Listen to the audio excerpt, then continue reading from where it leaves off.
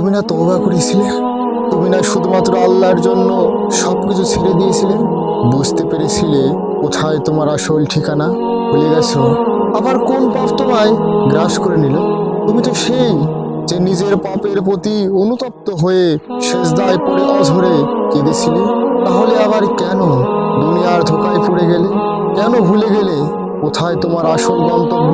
তুমি কি হার মেনে নিয়েছো নফসের কাছে? তুমি এত দুর্বল, ভুলে গেছো তুমি কার বান্দা? কে তোমার রব? তোমার রব তো সর্বশক্তিমান। সর্বশক্তিমানের বান্দা আবার কখনো দুর্বল হয় নাকি?